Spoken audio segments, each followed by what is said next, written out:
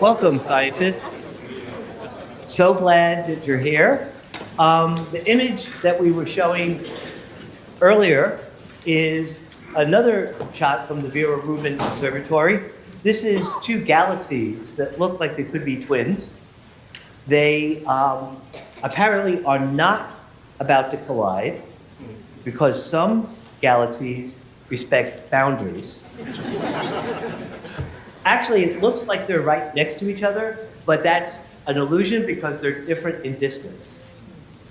So they're two different galaxies, but looking very similar. So, with that, I would like to welcome you to your U of Minnesota. And on behalf of the School of Physics and Astronomy and the Minnesota Institute for Astrophysics, we welcome you to the Summer of Astounding Astrophysics. Today's speaker is Professor Patrick Kelly. He got his bachelor's degree at Harvard, then his master's and PhD at Stanford, but then he joined the University of Minnesota.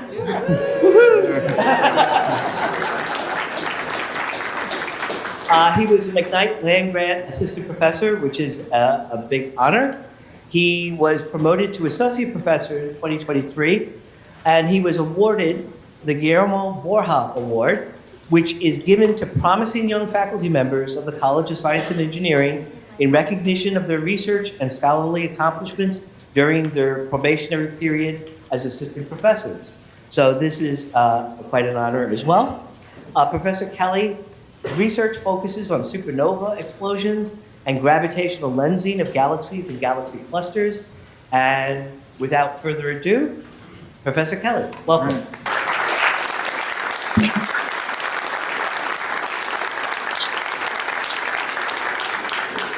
Well, thank you all for coming out. Thanks for the introduction. So I'm, I think, okay, wait, actually, Jim, there's one, okay, so we're also want to advertise, Keith. Oh, okay. All right. Wait. Okay, my fault, okay. Okay, go. Come back to that. All right, oh, okay, there we go. Sorry about that. All right, okay. So I study a couple different topics and sometimes in combination. And so one of them is gravitational lensing, which is a phenomenon where mass bends the path of light and can magnify distant background galaxies, or in some cases stars, which we'll talk about, and create even multiple images of them. So it's a very powerful tool for studying the distant universe. So it's essentially a natural magnifying glass. So you take the power of the James Webb Space Telescope, put a gravitational lens along the line of sight, and suddenly you have something that is maybe 10 times more powerful, or even 100 or 1,000 times more powerful. So it's a sort of something that scientists try to leverage for free. So I'll talk about that, and also one of my focuses is also on supernova explosions, and so those will come up here a little bit. The deaths of stars, which can be either massive stars, far more massive than the sun, or white dwarf stars that undergo a thermonuclear explosion. And in the sort of towards the end of the talk, I'll switch gears a little bit from gravitational lensing and supernova explosions to talk about a facility that students and I and postdocs are building right now in New Mexico to find supernovae shortly after explosion, as well as the mergers of neutron stars. So I'm just I couldn't leave it out of this talk. I'm so excited about it. So, okay, so first of all, I'll focus on my work on gravitational lensing and give you some background. So this is kind of a slide that shows up a lot in the field. It's kind of the history of the universe in a nutshell. And so we think that the universe began in a Big Bang and underwent a very brief period of exponential expansion, and it was at that point very hot. And so the rest of the universe, the rest of the history of the universe is a slower expansion, and as the universe has expanded, it's become less dense and cooled. And so after the first few minutes, the first atoms were able to start forming from subatomic particles. Eventually, the universe cooled off enough that Electrons were able to become bound to nuclei, and light could travel freely. So this created what's called the cosmic microwave background. That's this map here, which you can see only hundreds of thousands of years after the Big Bang that has traveled across the universe towards us. Then the universe continued to cool, and there was a kind of a dark ages when stars had not yet formed, and the universe was too hot for clouds of gas to contract and become dense enough for stars to form. Eventually they did, and so the dark ages were over. The first stars, and so we're now talking about 400 million years after the Big Bang. The universe is about 13.7 billion years old. So looking back more than 13 billion years. And then the first galaxies formed, and then the bigger structures, galaxy clusters, and the universe became less and less dense. About 30 years ago, well, not quite, 25 years ago, astronomers also discovered there's this substance called, or something we think called dark energy. We don't know what it is, but it is causing the universe's expansion to accelerate.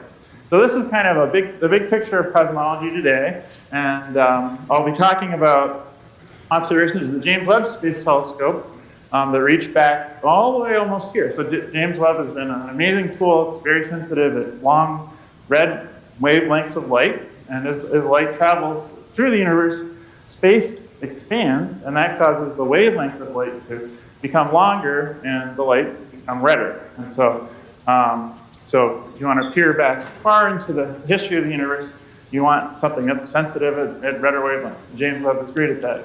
And then I'll talk about stars that we can see almost halfway or more than halfway back to the Big Bang. So individual stars, thanks to gravitational lensing. Okay, so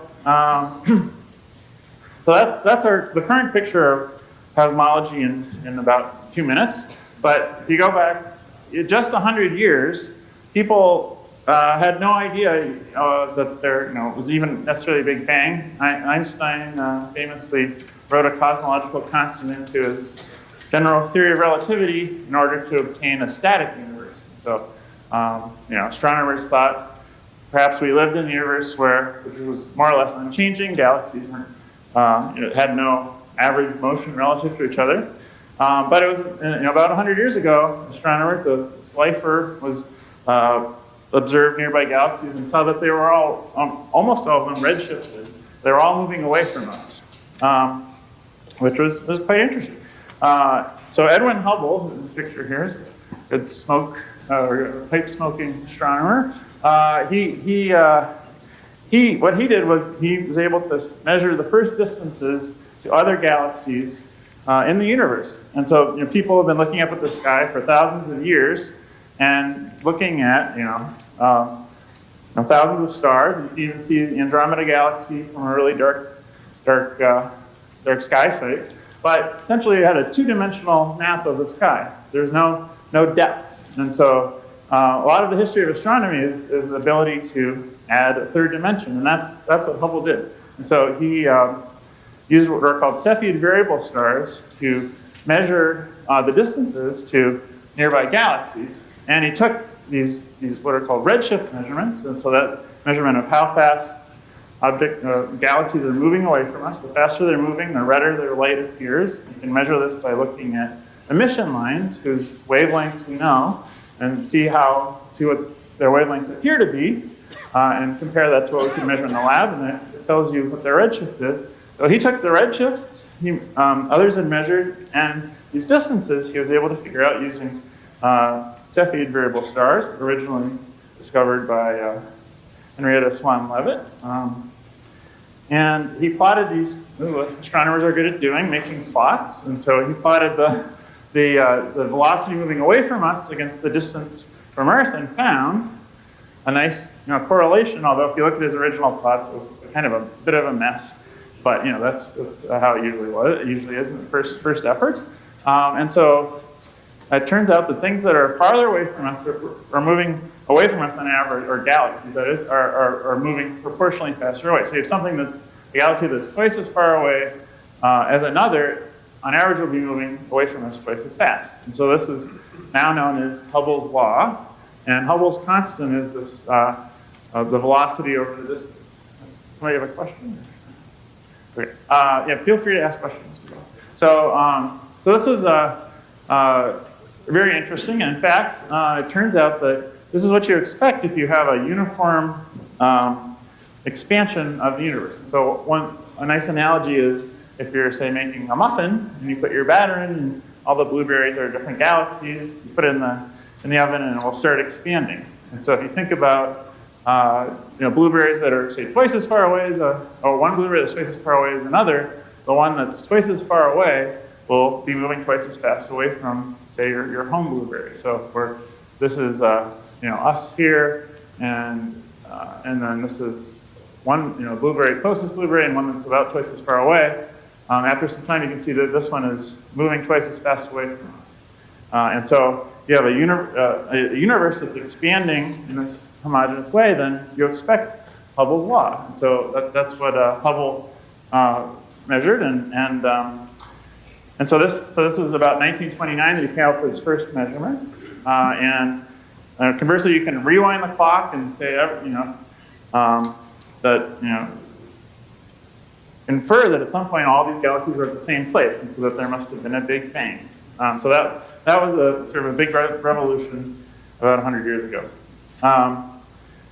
Since then, astronomers have taken his measurement and had big uncertainties, but one of the big tasks that astronomers have had in the last 100 years was to try to measure this parameter, Hubble's parameter, or constant, as it's known, more and more precisely. And an interesting discovery or finding the last maybe 10 years is that if you measure this expansion rate in two different ways, you get two different answers.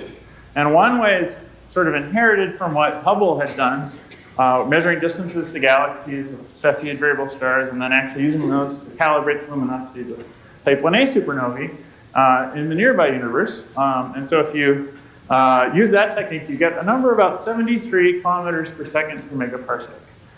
But if you instead look at the cosmic microwave background, which I mentioned at the beginning, so this leftover glow in the universe, and you use our best understanding of cosmology, you infer a smaller number, about 10% smaller. So there's this disagreement, and scientists like disagreements like this because it suggests that maybe there's some missing part of the physics or understanding of the physics of the universe that remains to be understood. There's kind of a chink in the armor or an anomaly that needs to be explained.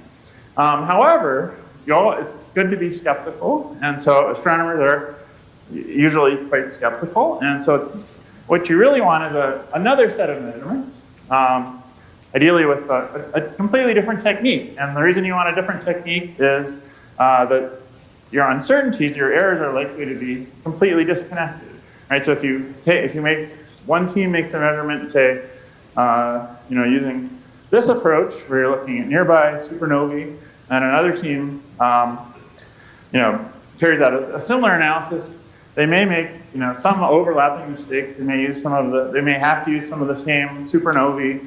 But if you use a completely different technique, like this one, or maybe a third one, then hopefully, then you can expect that any errors you make are not going to be the same ones, and you wouldn't be biased in, say, the same direction. So this brings us to gravitational lensing, and a Norwegian astronomer, Sir Restall, in the 1960s, thought about what would happen if you had a gravitational lens so powerful that it could produce multiple images of a galaxy behind it. We'll talk about that a little bit more in a second, how that works. And then a supernova exploded in that galaxy. You would see the supernova explode not once, but say 3, 4, 5 times. And you could actually measure the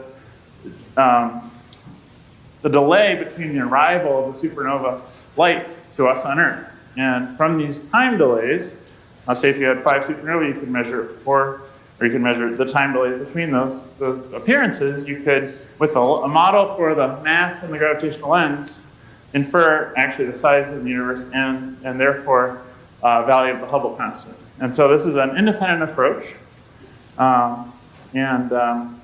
So in fact, this is something that I've been working on. I wanted to explain this first example we were able to find. So we called it supernova rest stall. So you can see 4 yellow dots here. So these are all the same supernova explosion. And this is these yellow big blobs here are all galaxies in a galaxy cluster. And galaxy clusters are the biggest gravitationally bound structures out there. They're mostly made of dark matter, which we of course can't see here. But there's a huge number of, high density of these old galaxies, and they're yellow because they're not forming stars. The stars are all old. The gas has been ripped out of the galaxy. So there's a lot of mass here in this galaxy cluster, and it's bending light from a background galaxy such that we see it 3 times. So these are all the same background galaxies. And in fact, there's also a member of this galaxy cluster that's producing multiple images of the part of the background galaxy. So it's actually sort of a double gravitational lens. And I'll talk more about how this works in a second. But, so gravitational lensing, as I was describing, is just the action of mass to bend light. So here we are, say, on Earth, and there's a supernova that explodes. Its light travels around, and then it gets deflected by the gravity of the mass, the galaxy cluster of the galaxy. And so before Einstein was around, our picture of gravity was Newton's laws. And so Cavendish computed, what kind of a deflection you would expect for Newtonian gravity. And he got 2 gm over RC squared. So Einstein was working on his theory of general relativity and thought, okay, this would be an interesting calculation. I should see in my theory, how much the deflection would be. And at first, actually, he got the same answer, but he later realized he needed to include the curvature of space as well as time dilation, as I understand. And so he came up with a prediction that in his theory, light should be bent by twice the amount that one would expect for Newton's theory of gravity. And so this, you may be familiar with the Eddington expedition, where he sought to test this new theory of gravity that Einstein put together, and probably came up with evidence to confirm it. But that was the Eddington expedition, and this first test of general relativity was kind of the birth of gravitational lensing. And so that was 1919. So it's a pretty new field. All right, so Einstein didn't really think about this. It was a possibility that you could, that galaxy clusters and galaxies would be great gravitational lenses. He kind of thought about, instead more about whether, individual stars could act as gravitational lenses for other stars. And actually worked with somebody, I think, who worked as a waiter in New York City on a paper in the 1930s about that. So anyway, so it's kind of, the gravitational lens is sort of a long backwater, but eventually, we now know thousands of gravitational lenses, thanks basically to bigger telescopes funded by our federal government, and built by NASA, which also supports my research, and also the National Science Foundation. So support federal agencies, and so it's basically what happens if we have. So if we have this is a gravitational lens. And the background source, and here we're on Earth. And so the light, from the background galaxy goes in all directions. But if the lens is in the right place, all the light in this ring will be sent towards Earth, and we'll see what's called an Einstein ring. So, and this is one you can actually see in the sky, observed by the Sloan Digital Sky Survey. You can see the ring here. This is the background galaxy, which is blue, and the yellow light here is a foreground, a galaxy in between us and the background galaxy, which is massive and is bending the light in the background. All right, so now if you break the symmetry a little bit, say you don't have a perfect lens or things are off center a bit, instead of getting a nice Einstein ring, you get a bunch of arcs like this. So here you see 4 arcs in the background. And they're also magnified, right? So these could be, say, magnified by a factor of 10. And that's what I meant by a natural magnifying glass. We're able to have much more sensitivity than we would have without a gravitational lens. So here's an example of these arcs. And so So this is a video here. So this is, okay.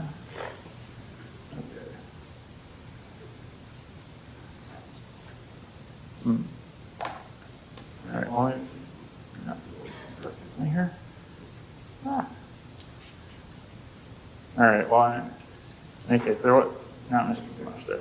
Okay, so it turns out that the optics of gravitational lens are actually quite a lot like the base of a wine glass. And so if you have one of these at home, you can try this yourself, but there's a background candle, and if you point the stem towards the candle, you'll see an Einstein ring.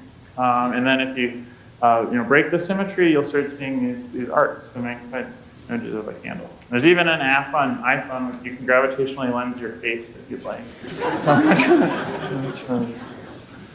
It doesn't always look great, I should say, so anyway. Okay, so gravitational lensing was really kind of after the Eddington expedition, where it was a big success, it was kind of backwater just because outside of our solar system, no one had detected gravitational lensing. And there was a kind of an eccentric astrophysicist at Caltech Fritz Zwicky, who actually came up with the idea that maybe gravitational lensing or galaxy clusters and galaxies could be terrific lenses. But we had to wait for, largely for space telescopes, although you can do a lot from the ground as well. In fact, the first extragalactic gravitational lens source was a twin quasar. So these are both the same quasar. A quasar is in a black hole that's accreting gas from a galaxy, generating huge amounts of energy, lots of luminosity. And so here we see the same one. And the reason people found this first is because it was very bright, about, I think it's 17th magnitude, so for these amateur astronomers around. Okay, and the first detection of one of these arcs of a background galaxy was what's called the dragon arc. So you can see the dragon's head here maybe. And this is the image that was found from the ground, actually, in Arizona. And so you can see it's really fuzzy. And so this picture here is with the Hubble Space Telescope. So you can see, thanks to our investment in NASA, how much you can do. Basically, the background in space is really low, and that helps tremendously. Also, you can see it's much sharper, so the resolution you can achieve is pretty fantastic. And so it really, the advent of Hubble has allowed us to find even hundreds of sources that are lensed behind individual galaxy clusters. So it's amazing. Question? Yeah. My question has to do with the coloring of these images. When we a couple weeks ago talked about how elliptical galaxies had a sort of different color often than spiral galaxies, like red or blue, is that from the visual light spectrum? Is it from imaging, or does it have to do with the blue-red shift?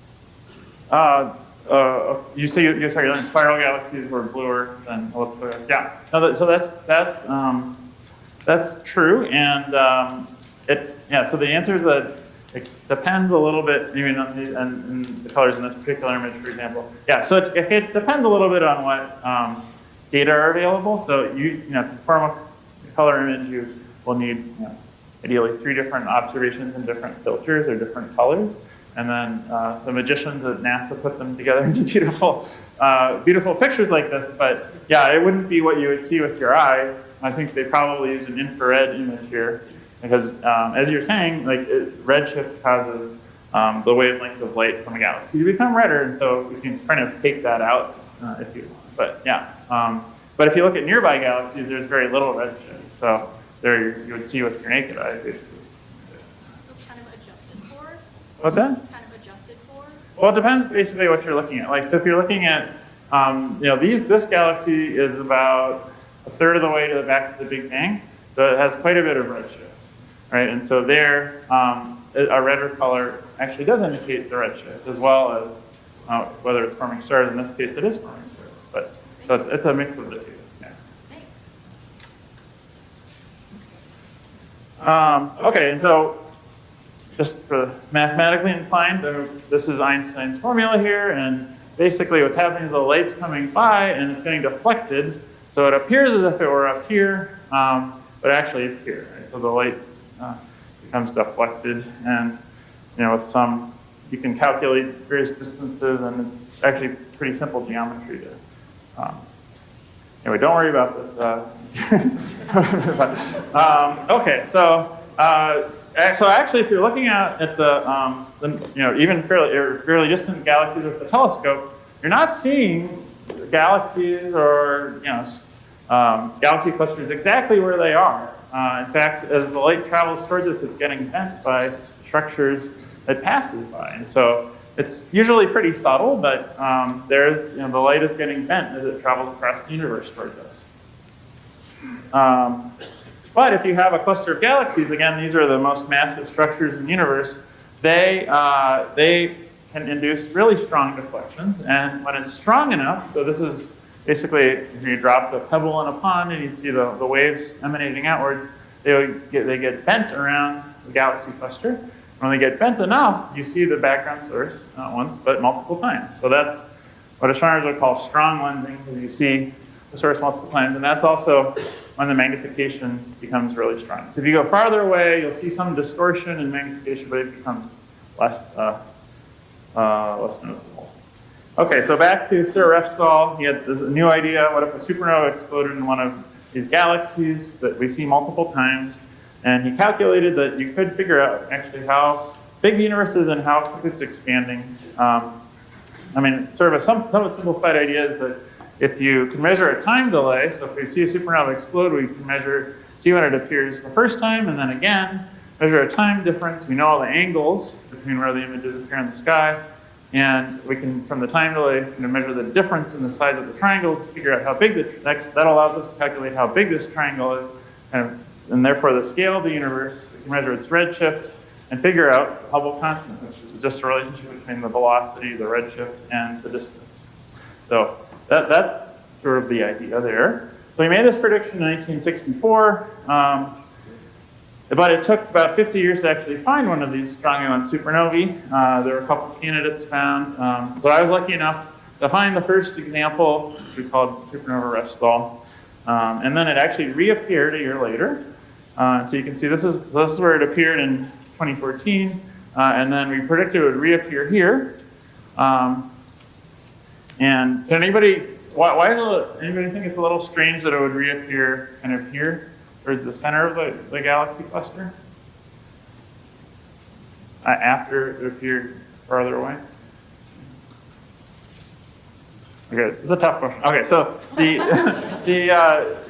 so if you sort of the most direct path through the galaxy cluster would kind of be through the middle. So you might think, okay, that image of the supernova exploding would arrive first, but in fact it actually arrives after, because the light, because of general relativity, there's gravitational time dilation, and space is curved as it goes through the center of this huge galaxy cluster, massive galaxy cluster. So actually, the light is slowed down thanks to general relativity as it takes the most direct path.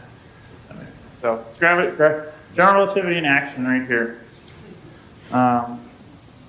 Okay, so the galaxy where it exploded, we're seeing it about 9.4 billion years ago, and we see this galaxy multiple times. And then in this case, when we first found it in 2014, not only was it multiply imaged by the galaxy cluster, but perhaps confusingly also by a member of the galaxy cluster. So it's sort of doubly strongly lensed. Okay, so we predicted it would reappear, and in fact, I put together a Hubble program to look for it, and the models of the cluster predicted it should, well, some of them predicted it should have reappeared there, and there was nothing there where it should have reappeared. These are mirror images of the same galaxy, but it did show up in a little bit later, December 2015, and so in fact, there it is. And so here we saw the supernova 4 times, and then we saw it a 5th time. We predicted when it would reappear, and then spent years measuring what the time delay was between these, combined out the model, and measured the Hubble constant in this new way. And so these are what astronomers call the light curves, so basically how bright the different supernovae images are with time in 2 different filters. This is basically in the near infrared, just beyond where we can see the naked eye, and this is a little bit farther in the red. And so we have all these wonderful observations, and we compared these light curves and figured out what the delay was between the arrival of the supernova and these 5 images, and constrained the value of the Hubble constant. We got a number that was more in agreement with the cosmic microwave background value, but the uncertainties are large enough that we need more measurements of supernovae like this. And in fact, James Webb Space Telescope came to the rescue, and we found it's called supernova, maybe somewhat teasingly, supernova Hope. And so there are 3 images here of a supernova, and my postdoc working with me, Wenlei Chen, used the spectrum of the supernova to figure out how old it was in the different images, and therefore what the delay was between the multiple images of the supernova. And this effort gave a bit of a higher number, although the uncertainties were about twice as big, so basically agreement. And so found some more. I found another one with a different program here. And this is a James Webb follow-up image we took. You can see this is 3 images of the same background galaxy. And we found an image in the last one to arrive in this case, which was near the cluster center. And this is an interesting one. 2 strongly aligned supernovae have been found in this same galaxy, which is pretty crazy. And one is predicted to reappear here in the next couple of years. So you may hear something about a reappearance almost 10 years after the first appearance. Okay, so that's kind of a window into strongly lensed supernovae, and they're rarely magnified, very highly magnified, and allow us to measure in a new way the expansion rate of the universe. Yeah. So obviously a lot of supernovae have been identified, you've given numbers. What fraction of them, like how rare is it to have a supernova that you can subject to gravitational lensing? Is it rare, or can you do it to all of them? Well, yeah. So you need one that explodes in a very special place, right? In a galaxy that is gravitationally strongly lensed, so it forms multiple images. So there's a fraction of galaxies, but we can see that's a very small fraction, and supernovae occur maybe once every 100 years on average. And so now, yeah, we have a sample of maybe 5 or 6. What's exciting is, yeah, NASA's next mission, the Roman Space Telescope, is basically the Hubble Space Telescope, except with a field of view that's 100 times bigger. And so that should find, we think, several dozen of these. Exciting. And then the Vera Rubin telescope, which is just started operations down in Chile, we showed a picture of at the beginning, that will find more than 100. So yeah, so there should be, but they've been hard to find. The first one took 50 years. So yeah. Good question. Yeah. I was wondering, so for traditional single lens imaging, the magnification is relative to the distances between the object and image. Is there similar dependence on distance for gravitational lenses?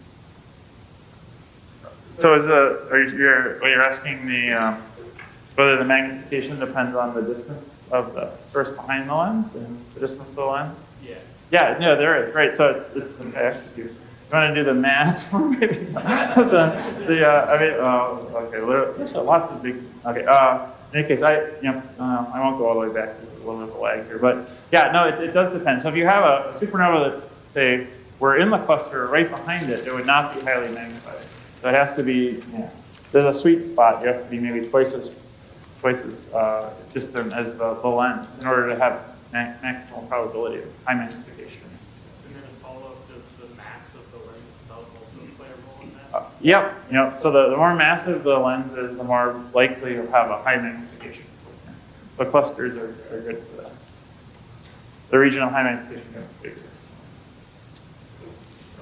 And if you have too little mass, you'll have no strong lensing at all, right? So if you have but How do you establish that the light you're seeing, the object you're seeing, in, let's say, 2 or 3 images, are the same? well, that's a great question. So you're talking about here about galaxies or supernovae or either one? Is it by the spectrum, or is it by? Yeah, so the gold standard is the spectrum.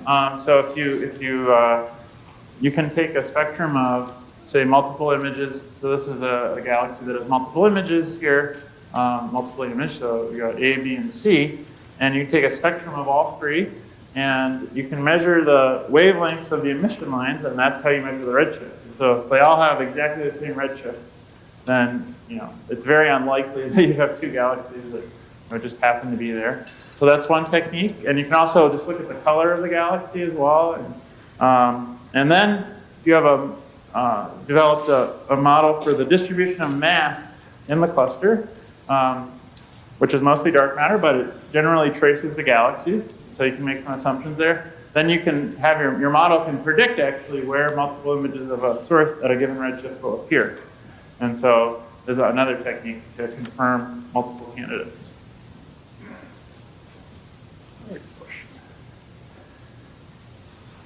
Okay, so I'm going to move on to something else that's gravitationally lensed, which I'm working on, I guess, for 7 years now, which I think are maybe even more exciting. And so if you think, well, actually, I'll first talk about another supernova, but so the big movers and shakers in the universe are massive stars. So these are stars, at least 8 times the mass of the sun.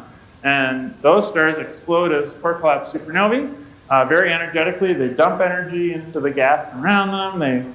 They synthesize metals, which they expel and enrich the universe. And so, the history of galaxy as it evolves is mostly a history of the formation of massive stars. And so you can see here some massive stars, the star-forming region, and the gas around them glows thanks to their intense ultraviolet light. In nearby galaxies, we can see individual stars, right? With, say, even at the ground-based telescope, you can see individual stars in the Large Hadron Cloud, and some, and beyond that. And so that allows you to study in detail how massive they all are, what's the distribution of their masses, what are their properties, do they have binary companions? But most of the universe is far beyond the reach of even the James Webb Space Telescope. So that, James Webb's observations of the most distant galaxies, you see lots of blobs. And then, there's some information there about their size and density and stuff like that, but we lack the ability to look at individual stars. So one way to do this is actually to look at supernovae in detail. And so a postdoc, the same postdoc, Wan-Lei Chen, found actually a supernova that was just exploding, and it was strongly lensed. And so we used this is in a different galaxy cluster, actually the same one with the Dragon Arc in it.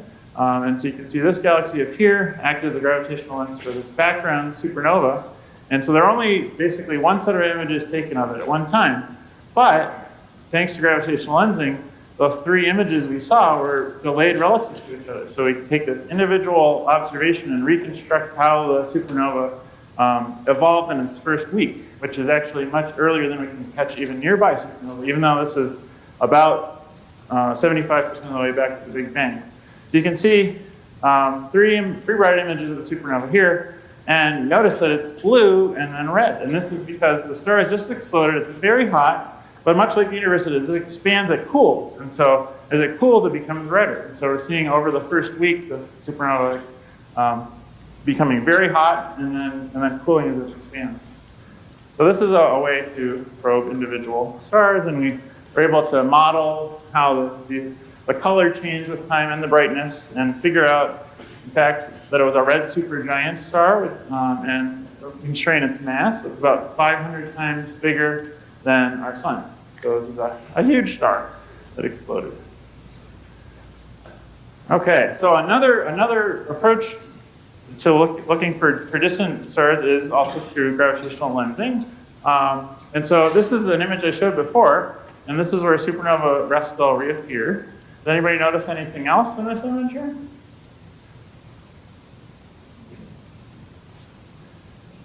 Okay, I see people pointing. Okay, so assume it's this dot here, unless I missed something, there's something else. But there's a new source here, and it's in a very special place. So this is data I took, when we were looking at Restall supernova, and it turns out it's in this place where the magnification is greatest.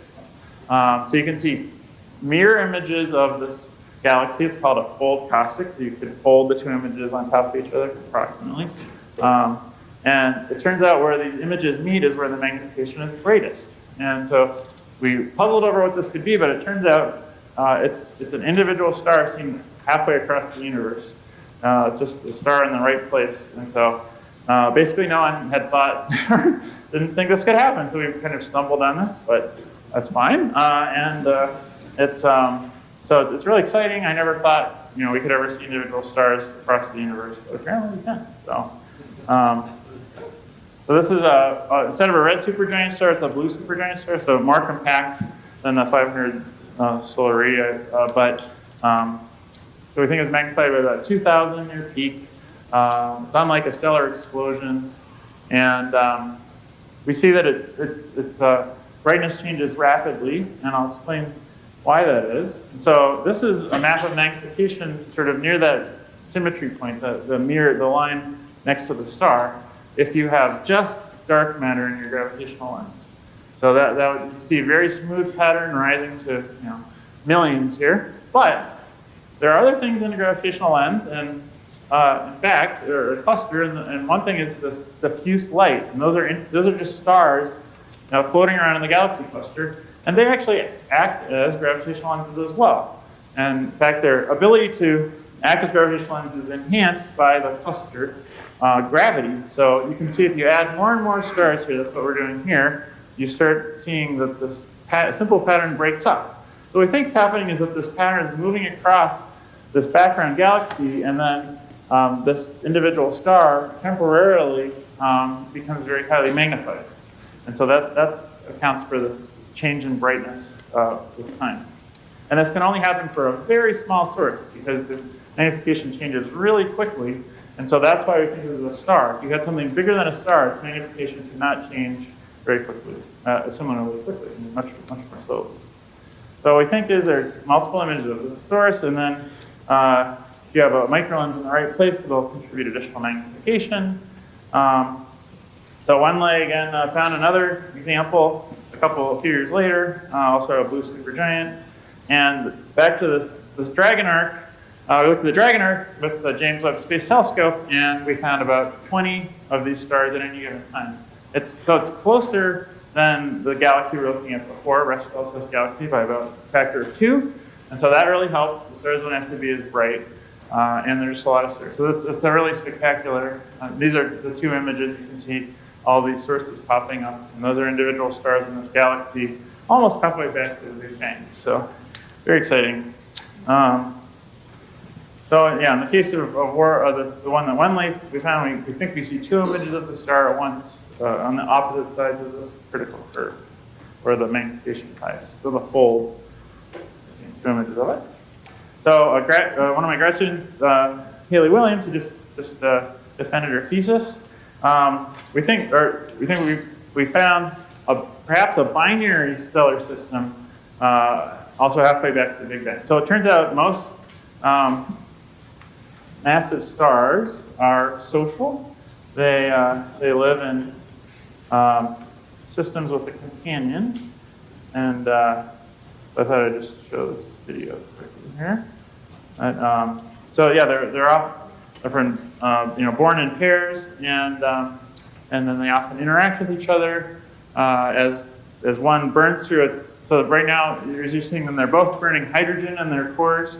They'll do that until they've actually burnt through the core hydrogen, and they start burning in a shell, and it becomes more unstable, and they become bigger, greater luminosity. So you can see that they'll evolve, and then in fact, transfer mass. One gets bigger, the mass gets transferred to the other one. You can start seeing that here.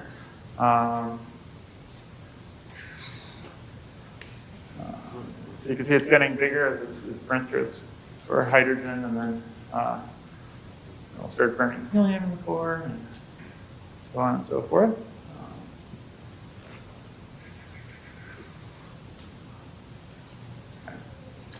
fun to look at anyway. But okay, so yeah, so the primary star is now becoming smaller and smaller. It's losing mass into a wind. You can't really see in the video, but you can see it now becomes very small, and then becomes a supernova. So, and then this is called a mass gainer. Has gained a lot of mass, and eventually it will become a red supergiant, much like the star I talked about earlier, and then blow the supernova as well. So.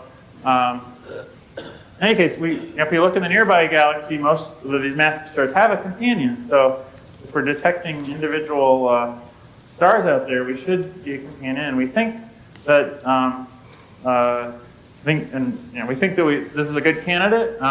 We can account for our observations by having a red supergiant and then a blue supergiant orbiting each other across this region of high magnification. So you can see that the white here shows how highly magnified the star is, and you can see this one's moving across it, and then once it moves across it, you'll no longer see it. Its magnification will fall off. And this pattern is due to a star in the galaxy cluster acting as a lens.